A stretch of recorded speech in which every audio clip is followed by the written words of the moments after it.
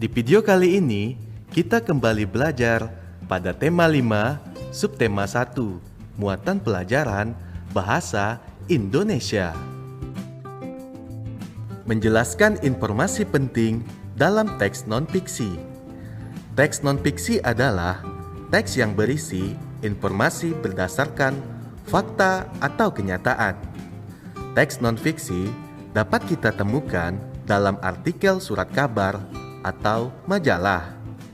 Contoh teks non-fiksi antara lain esai, jurnal tentang sejarah atau ilmiah, biografi, serta karya sastra.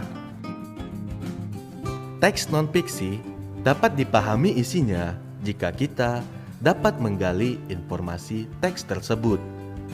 Untuk menggali informasi teks non-fiksi, kita perlu membaca dengan saksama teks tersebut. Langkah selanjutnya adalah dengan menjawab pertanyaan berdasarkan teks yang telah dibaca. Ayo simaklah contoh teks non-fiksi berikut. Makanan hewan. Jenis makanan hewan dibedakan menjadi dua, yaitu tumbuhan dan hewan lain.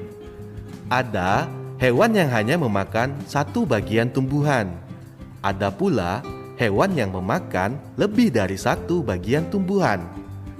Bagian tumbuhan yang bisa dijadikan makanan hewan yaitu daun, batang, buah, dan biji.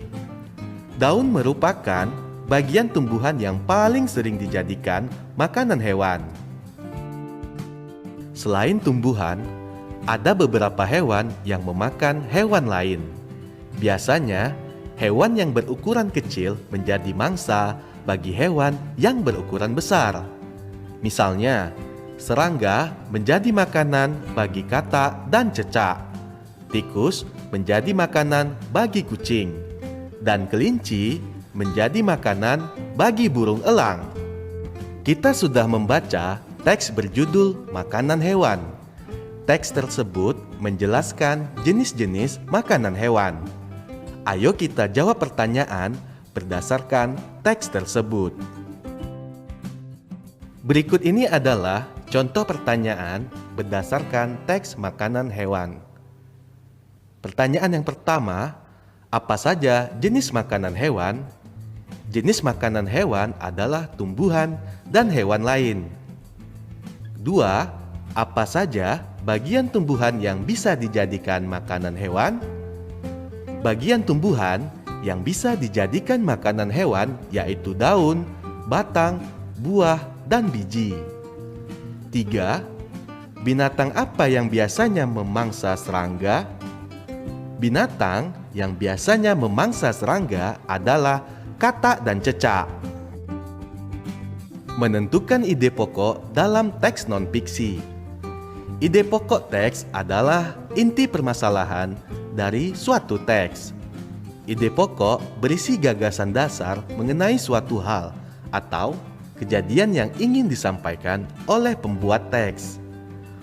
Untuk dapat menentukan ide pokok teks, kamu perlu membaca teks dengan saksama. Ayo simaklah teks berikut. Ekosistem yang terdapat di bumi dapat dikelompokkan ke dalam beberapa jenis. Berdasarkan cara terbentuknya, ekosistem dapat dibedakan menjadi dua, yaitu ekosistem alami dan ekosistem buatan. Ekosistem alami adalah ekosistem yang terbentuk tanpa adanya campur tangan manusia, misalnya hutan dan laut.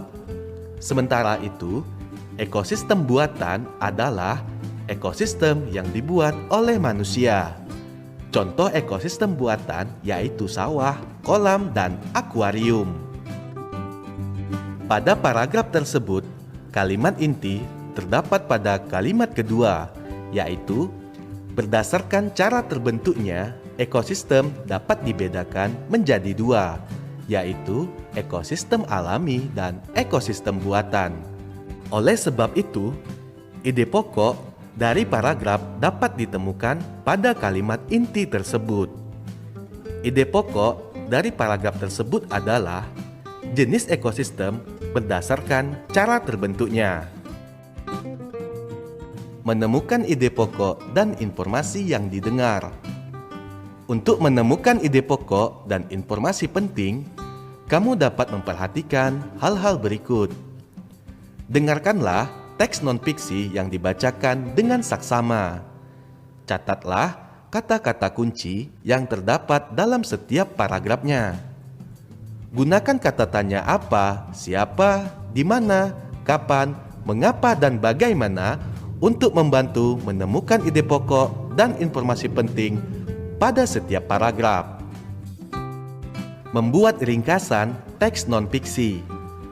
Ringkasan merupakan informasi mengenai suatu hal atau kejadian yang disampaikan secara lebih singkat dan padat dari teks aslinya.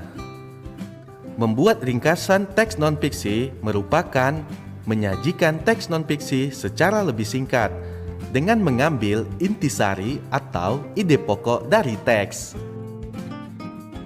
Berikut ini adalah hal-hal yang perlu diperhatikan saat membuat ringkasan teks non-fiksi.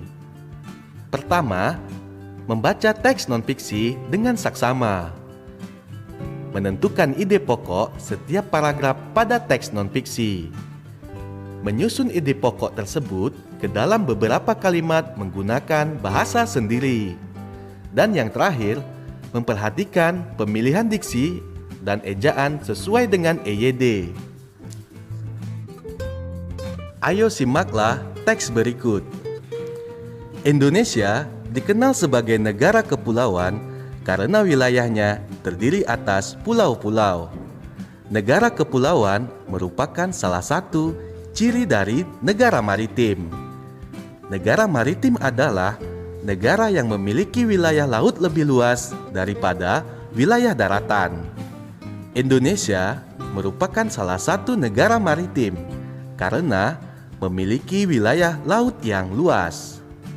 Penduduk di negara maritim biasanya memanfaatkan sumber daya laut untuk memenuhi kebutuhannya.